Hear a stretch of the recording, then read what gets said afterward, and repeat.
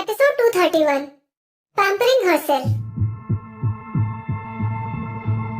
स्वीटी एक अमीर परिवार की बेटी थी और उसकी पूरी जिंदगी बेवजह के लाड प्यार की वजह से खराब हो गई थी। इवन अगर वो परेशान भी हो जाती थी तो भी वो उस सिचुएशन का मुकाबला करने के लिए खुद से कोई अच्छा आइडिया भी नहीं सोच पाती थी। उसे सिर्फ एक ही काम करना आता था और वो ये था कि वो गुस्से में घर की चीजों के साथ तोड़ फोड़ कर सकती थी। उसने काफी एक्सपेंसिव और हाई क्वालिटी के कई आइटम्स जमीन पर फेंक कर तोड़ डाले थे।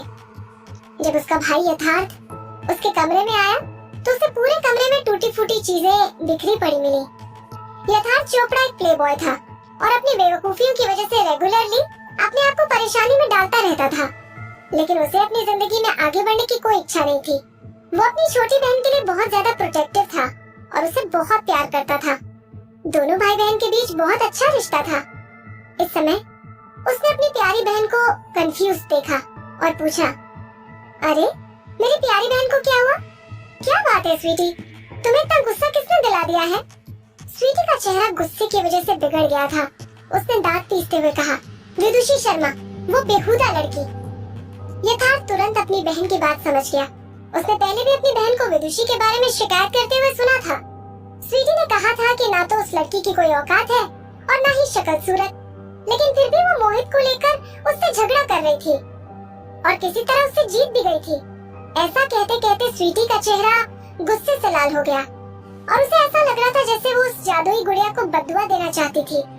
कुछ दिनों पहले मोहित ने मीडिया में एक स्टेटमेंट भी इशू किया था। उसने विदुषी शर्मा के साथ ब्रेकअप कर लिया था और इस न्यूज को सुनकर स्वीटी वाकई में बहुत खुश हो गई थी। उसने तो सेलिब्रेट करने के लिए एक एक्सपेंसिव शैंपेन की अच्छी सी बोतल भी खोली थी, लेकिन अब वो इतनी जल्दी फिर से गुस्सा क्यों हो गई थी? अब क्या हुआ? यथार्थ ने पूछा।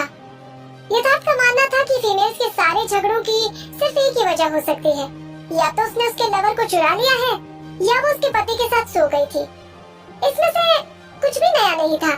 यथार्थ ने अपने दोस्तों की जिंदगी में बहुत कुछ देखा था और उसे नहीं लगता था कि ये कोई बहुत ज्यादा बड़ा इशू है। तुम तो बस सिर्फ अपने ही दिल को संभाल लो, सारे आदमी एक जैसे ही होते हैं। भले ही वो अभी एक कैसनोवा हो, लेकिन फिर भी उसे एक ऐसी पत्नी ढूंढनी होगी जिसका फैमिली बैकग्राउंड उसके जैसा ही हो। यथार्थ ने अपनी बहन को खुलकर सलाह दी। हालांकि मैं इस लॉजिक को भी समझता हूँ, लेकिन इसमें कोई शक नहीं है कि मोहित भी ऐसा ही करता है।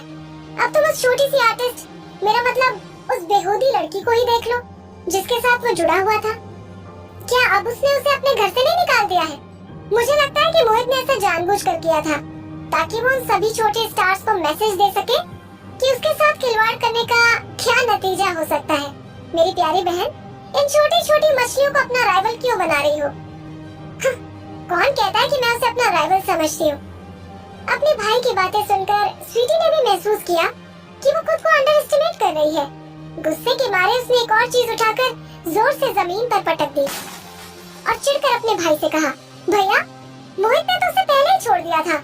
मेरी नजर में उसकी कोई कीमत नहीं है, लेकिन जब मोहित ने उसे छोड़ दिया है तब भी देखो ना, वो तो अभी भी कैसी दिख रही है। ये देखो उसे, और उसे यहाँ पर देखो।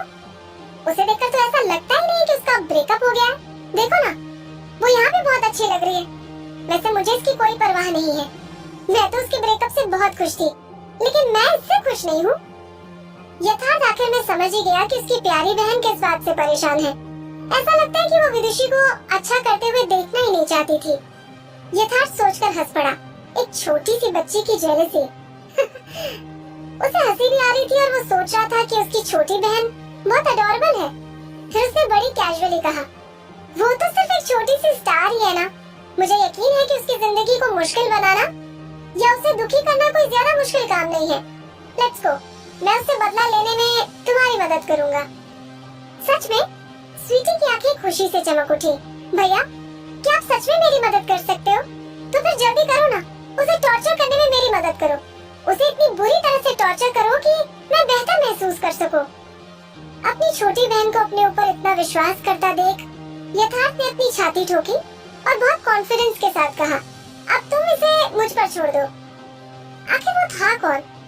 वो शहर का एक बदनाम अमीर लड़का। जब प्रैक्टिकल जोक्स की बात आती थी या किसी की जिंदगी को मुश्किल बनाना होता था, तो उससे ज्यादा एक्सपीरियंस होने का दावा कोई भी कर ही नहीं सकता था। एक छोटे से स्टार का मजाक बनाना था, ऐसा करने के लिए उसके पास अभी भी बहुत सारे तरीके थे।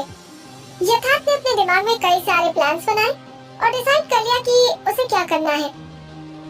वो कुछ ऐसा करने वाला था जिससे विदुषी खुद ही अपने आप बेवकूफ बन जाए। चलो अब फटाफट कोई अच्छे से कपड़े पहन लो। यथार्थ मुस्कुराया और अपनी बहन से कहा, चलो हम होटल नेसर चलते हैं। Hotel Kneser. विधि को पता नहीं था कि उसे अभी मार्क किया जा रहा है। विधि के बारे में फ्रूटी ने जो रियल टाइम न्यूज रिलीज की थी, उसके रिएक्शन बहुत ज्यादा पॉजिटिव थे। विधि को अपने ऑफिशियल होम पेज पर काफी सारी ब्लेसिंग्स मिली थी। जब वो नाश्ते के बाद उन्हें ब्राउज करके देख रही थी, तब उसने महसूस करना शुरू कर दिया कि उसका मूड पहले से बेहतर होता जा रहा है। अगर अभी अभी उसने ब्रेकअप एक्सपीरियंस किया है तो क्या हुआ? जिंदगी खत्म थोड़ी हो गई है, इसे तो चलते जाना है। वो कुछ दिनों के लिए एकदम मायूस और दुखी हो गई थी, लेकिन ये समय उसके लिए अपने आप को संभाल कर आगे बढ़ने का समय था। वो दूसरों के लिए खुद को एक मजाक नहीं बनने दे सकती थी। इस माइंडसेट के साथ जब वो उठी तो उसके अंदर एक नई स्पिरिट पैदा हो चुकी थी। वो रिलैक्स होने के लिए हॉट शावर लेने के लिए अपने कमरे में लौट आई। उसके बाद उसने अपने आप को डीप क्लींजिंग मास्क और फुल बॉडी स्पा सेशन से ट्रीट किया। जब सब कुछ करने के बाद फाइनली उसने अपने आप को फिर से आईने में देखा तो उसे लगा जैसे वो बदल चुकी थी। उसकी आंखों के नीचे डार्क सर्कल्स खत्म हो चुके थे और उसकी गोरी चिट्टी स्किन में ग्लो आ चुका था। मोहित ने उसके शरीर पर जो निशान छोड़े थे, अब तो वो भी गायब हो गए थे।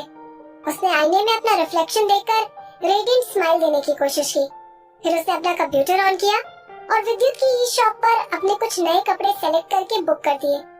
विद्युत एक अच्छा इंसान था और ये जानते हुए कि अभी अभी विदुषी का ब्रेकअप हुआ है, उसने उसे एक बहुत बड़ा डिस्काउंट दे दिया और कुछ छोटी मोटी ऐसी चीजें फ्री में पैक कर दी थी। फिर उसने अपने सबसे फास्ट डिलीवरी मैन को उसकी शॉपिंग की डिलीवरी करने के लिए भेज दिया। विधि ने अपने नए खरीदे हुए कपड़े पहन लिए। एक खूबसूरत नरम सी लॉन्ग फ्रॉक जो उसके घुटनों के नीचे तक आती थी, उसे उसने एक हल्के से off white woollen coat, high heels और एक लेदर क्लच जिसमें असली मोतियों की लाइंस बनी हुई थी, उसके साथ मैच किया। उस खूबसूरत ड्रेस से विधि के लुक को और भी ज्यादा शानदार बना दिया, जिससे वो एलिगेंट और लग्जूरियस दिखने लगी और उसका ग्लो और भी ज्यादा बढ़ गया। उसे अब अपने आप को आईने में देखकर काफी सेटिस्फैक्शन हो रहा था। उसके बाद विधि ने अपने आप को आईने में देखते हुए बड़े ध्यान से मेकअप लगाया। कुछ समय बाद आईने में खूबसूरत और स्टनिंग आर्टिस्ट दिखाई दे रही थी। अगर वो उसे रेड कार्पेट इवेंट में पहनती तो डेफिनेटली पूरे शहर में सिर्फ उसी के बारे में बातें हो रही होती। लगता है कि एक फीमेल का मूड उसके लुक्स के साथ पॉजिटिवली कोरिलेट करता है। अपने इस नए लुक के साथ विधि को लगने लगा था कि उसकी एनर्जी उसके पास वापस लौट आई है और उसने दुनिया का सामना करने के लिए अपने कॉन्फिडेंस को रिन्यू कर लिया था। उस समय पूरे शहर में हर कोई उसे एक मजाक बनते हुए देखने का इंतजार कर रहा था।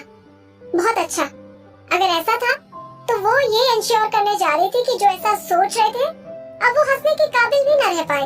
वो अकेली है तो क्या हुआ, वो अभी भी अब तक का सबसे अच्छा वैलेंटाइन डे मनाने वाली थी। अपने मोबाइल को ऑन करते हुए विधि ने एक सेल्फी ली और इसे कैप्शन के साथ ऑनलाइन पोस्ट किया। फाइनली अब मुझे अपने बॉयफ्रेंड की फैमिली के लिए गिफ्ट खरीदने के लिए पैसे बचाने और अपने हाथ रोककर खर्च करने की जरूरत नहीं है। भले ही मुझे ज्यादा पैसे नहीं मिलते हैं, लेकिन फिर भी मैं अपने लिए नए कपड़े खरीद कर खुद को पैम्पर कर सकती हूँ। विधि के इस पोस्ट को देखकर नेटिजन्स ने कई रिएक्शन दिए। किसी ने लिखा, क्या विदुषी आपके कहने का ये मतलब है कि बिग बॉस मोहित भाटिया की फैमिली के लिए आपने ये जो नए साल के गिफ्ट्स खरीदे थे वो सब आपकी अपनी सेविंग से खरीदे थे? इस खबर से फैंस एकदम हैरान रह गए थे। शहर में इस बात को लेकर लोगों के बीच काफी डिस्कशन होने लगा था। वेवे डांस के एम्प्लॉइज भी आपस में बातें कर रहे थे। Boss is too much. क्या उसने आपको इसके लिए कोई सब्सिडी नहीं दी थी? उन्हीं में से किसी ने रिएक्शन पोस्ट किया, बिल्कुल सही, देख लो, फिर ऐसे में एक अमीर बॉयफ्रेंड होने का क्या फायदा? एक और एम्प्लॉय ने कमेंट किया। इस बारे में सभी लोग अपनी अपनी ओपिनियन शेयर कर रहे थे। Boss is too much. Vidushi ने तो अभी अभी डेब्यू किया है, अभी तो उसकी इनकम भी कुछ ज्यादा नहीं है, लेकिन फिर भी हमने जो देखे थे वो सारे गिफ्ट्स उसने अपनी सेविंग्स के पैसों से खरीदे थे। वो ट्रेडिशनल विंड चाइम, वो नक्काशी वाला बॉक्स, वो सस्ते तो नहीं लग रहे थे, बल्कि सब ओरिजिनल और काफी एक्सपेंसिव दिख रहे थे। क्या कंजूस आदमी है, सच अ वैम्पायर, एक फैन ने लिखा। लोग बातें भी कर रहे थे और कमेंट भी। फिर तो कोई आश्चर्य की बात नहीं कि विदुषी से ब्रेकअप ब्रेकअप करना चाहती होगी। वाकई में ये बिल्कुल सही डिसीजन था। शहर में डिस्कशंस काफी गर्मजोशी से चलता रहा, लेकिन डिस्कशन का टॉपिक अब ये नहीं था कि विदुषी आज अच्छी दिख रही है, बल्कि अब डिस्कशन का टॉपिक बदल गया था और लोग एक खास बॉस की हरकत पर सवाल उठा रहे थे। अब वो अपनी कही हुई बातों पर विचार करने लगे थे।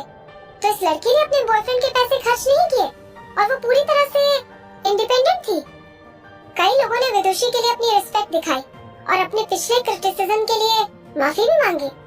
मेघना ने भी वीवो के ऑफिशियल पेज पर न्यूज देखी और विदुषी के लिए काफी प्राइड फील किया, लेकिन साथ ही साथ उसे विदुषी के लिए थोड़ा सॉरी भी फील हो रहा था। उसे इस बात पर प्राइड था कि विदुषी अपने रास्ते में आने वाले सभी तूफानों का सामना करने के लिए कैपेबल थी और इन सब के सामने बिल्कुल सीधी और मजबूती के साथ खड़ी थी। लेकिन उसे अफसोस इसलिए हो रहा था क्योंकि विदुषी अभी सिर्फ 18 साल की ही तो हुई थी और इस बेचारी छोटी सी लड़की को इतना बोझ उठाना पड़ रहा था, जो किसी भी दूसरे 18 साल की लड़की या किसी भी रेगुलर न्यूली डेब्यूटेड स्टार के लिए बहुत ज्यादा था। मेघना ने विदुषी को फोन किया और पूछा कि क्या वो सचमुच में ठीक है। विधि मुस्कुराई और कहा, मैं बिल्कुल ठीक हूँ। इसके अलावा आप जो कह रही थी वो बिल्कुल सही था। क्या हुआ अगर मेरा एक रिलेशन टूट गया? मैंने सिर्फ एक बॉयफ्रेंड ही तो खोया है। मेरे सर पर कोई आसमान तो नहीं टूट पड़ा है ना?